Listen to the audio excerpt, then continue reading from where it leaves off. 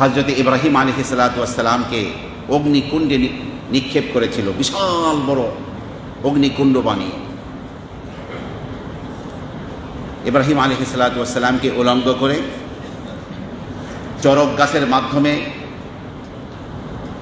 ইব্রাহিম আলাইহিস সালাতু ওয়াস সালামকে আগুনের কেন্দ্রীয় জায়গায়, কেন্দ্রভূমিতে সবচেয়ে ভয়াবহ তাপ যেখানে, সেখানে নিক্ষেপ করল। তাফসীর কারকরা বলছেন সেই মুহূর্তে এক একজন ফেরেশতা এসে হযরতে ইব্রাহিম খলিলের কাছে সাহায্যের প্রস্তাবনা করছেন। বাতাসের ফেরেশতারা বলছেন, আপনি হুকুম করলে বাতাস দিয়ে এই আগুনকে নিভিয়ে দিও। হযরতে ইব্রাহিম খলিল বলছেন, আম্মা ইলাইকা ফালা, আমার সাহায্যের দরকার কিন্তু আপনার কাছে না, আমার রবের কাছে, যার দাওয়াত দিতে গিয়ে আমি এখানে পড়েছি, তিনি আমাকে দেখছেন। বৃষ্টির ফেরেশতারা বলল, আপনি অর্ডার করলে মুহূর্তের মধ্যে বৃষ্টি দিয়ে গোটা পানিকে নিভিয়ে দিব। হযরত ইব্রাহিম বললেন না, কারো কোনো প্রস্তাবকে গ্রহণ করলেন। সেই মুহূর্তে আল্লাহ সুবহানাহু ওয়া তাআলা, যিনি আগুনকে পোড়ানোর শক্তি দিয়েছেন, তিনি আগুনকে অর্ডার করলেন, কুলনা ইয়া নারু কুনি বারদান ওয়া সালামান আলা ইব্রাহিম। আমি বললাম, হে আগুন, তুমি ইব্রাহিমের প্রতি শান্তিদায়ক ঠান্ডা হয়ে যাও। তাফসীর কারকরা বলছেন, সেই মুহূর্তে পৃথিবীর যত চুলা ছিল, যত মানুষ কোনো কাজের জন্য আগুন জ্বালিয়েছিল, থপ করে সমস্ত আগুন নিভে গিয়েছিল। আল্লাহ পাকের নির্দেশ ছিল ওই বড় আগুনকে, কিন্তু বড় আগুনের নির্দেশ শুই না, ছোট আগুনের ডরে নিভে গেছে। ইব্রাহিম আলাইহিস সালাতু ওয়াস সালাম এই আগুন আর হযরত ইব্রাহিম আলাইহিস সালাতু ওয়াস সালামকে নিভাতে পারছে না, রশি দিয়ে বাঁধা ছিল, রশিটাও পড়ে গেছে। ইব্রাহিম আলাইহিস সালাতু ওয়াস সালামের একটা পশমও জ্বলে নাই। একেবারে নমরুদ তার রাজপ্রাসাদের ছাদে দাঁড়িয়ে আগুনকে বলছে, কিরে আগুন, এত লাকড়ি সংগ্রহ করে, এত ব্যবস্থা করে জ্বালাবার শক্তি তোর থেকে তিরোহিত হয়ে গিয়েছে, বিদায় হয়ে গিয়েছে।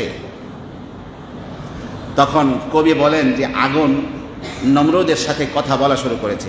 আগুন বলছে, গুফতে আতিশ মান হামানাম আতাশাম আন্দারাইতা তুবিনি তাপাশাম। আগুন বলতেছে, আমার পূর্ণ সত্তায় আমি আগুন, আগুনই আছি। আন্দারাইতা তুবিনি তাপাশাম, তুমি একটু ভিতরে এসে দেখো যে আমার মধ্যে তাপ আছে কিনা। তুমি সহ গোটা বিশ্বকে জ্বালিয়ে দিতে পারি, কিন্তু আল্লাহর খলিলের একটি পশম জ্বালানোর অধিকার আমার নাই। তা আগুন দেখলো যে নমরুদ তো আসবে না, আমি একটু ওর দিকে এগিয়ে আসি। একটা আগুনের স্ফুলিঙ্গ জ্বলন্ত এসে একেবারে এই দুই আঙ্গুলের মাঝের এই গোশতে এসে পড়ল হট, এবং কতখানি গোশত পড়িয়ে দিয়ে নমরুদের নিচে পড়ে গেল আগুন। তার মানে আগুন দেখিয়ে দিল যে কিভাবে জ্বালাতে পারে, জ্বালাবার শক্তি আছে, কিন্তু আল্লাহর খলিলকে জ্বালাতে পারবে না। আল্লাহ পাক তার প্রতি নোটিশ পাঠিয়েছেন, নির্দেশনা পাঠিয়েছেন, এই জন্য জ্বালাতে পারবে না। আমার প্রিয় ভাইরা, ইব্রাহিম আলাইহিস সালাতু ওয়াস সালামকে জ্বালাতে পারেনি। যেই মশক বাহিনী আল্লাহ পাক পাঠিয়েছিলেন, মশা, সেই মশার মধ্য থেকে একটি মশা লড়াই করতে করতে একটা চোখ কানা হয়ে গেছে, একটা ঠ্যাং ল্যাংড়া হয়ে গেছে। আল্লাহ পাকের কাছে বলছে, আল্লাহ আমি তো কিছু করতে পারলাম না, আমার তো ঠ্যাং একটা ল্যাংড়া হয়ে গেছে, আমার চোখ একটা কানা হয়ে গেছে।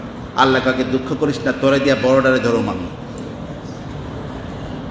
তুই নমরুদের নাকের আশপাশে গিয়ে ঘোরাফেরা কর, খাবার একটা দিলে ফাঁক পায়া একবারে নাকের ভেতর দিয়া ঢুকে নমরুদের মগজের মধ্যে তোর ইঞ্জেকশন বসাই দিবি।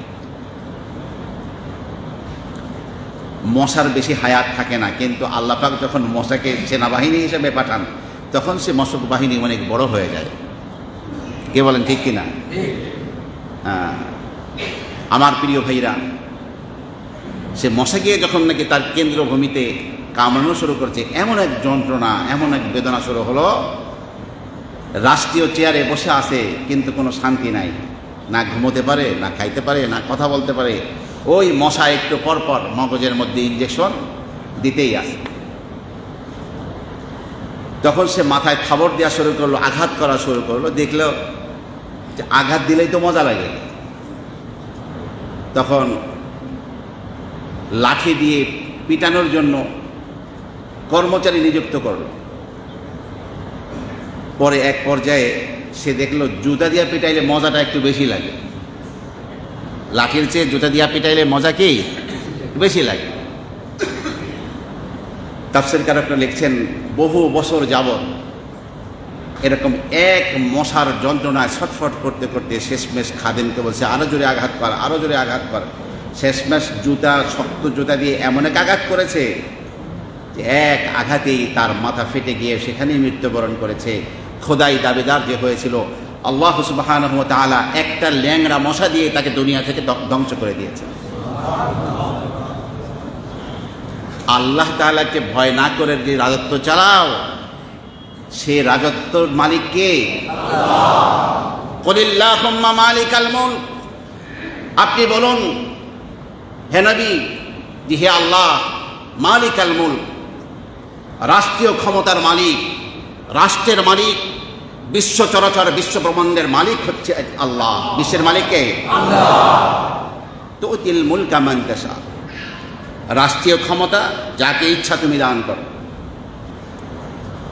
ওয়া তানজিউল মুলকা মিম্মান তাশা, যার থেকে ইচ্ছা তুমি রাষ্ট্রীয় ক্ষমতাকে ছিনিয়ে নাও। ইন্নাকা আলা কুল্লি শাইইন কাদির, তুমি সমস্ত বস্তুর উপরে ক্ষমতাবান, সবকিছু করার শক্তি তোমার আছে। তুলিজুল লাইলা ফিন নাহার, তুমি রাতকে দিনের মধ্যে প্রবেশ করাও। ওয়া তুলিজুন নাহারা ফিল লাইল, এবং দিনকে রাতের মধ্যে প্রবেশ করাও। আমার প্রিয় ভাইরা, ওয়াতুখরিজুল হাইয়া মিনাল মাইয়িত, এরপর আল্লাহ বলছেন যে ওয়াতুখরিজুল হাইয়া মিনাল মাইয়িত, জীবিতকে মৃত থেকে বের করো, মৃত থেকে জীবিতকে বের করো। ওয়া তারযুকু মান তাশাউ বিগাইরি হিসাব, যাকে ইচ্ছা তুমি বিনা হিসাবে রিজিক দান করো। আমার প্রিয় ভাইরা,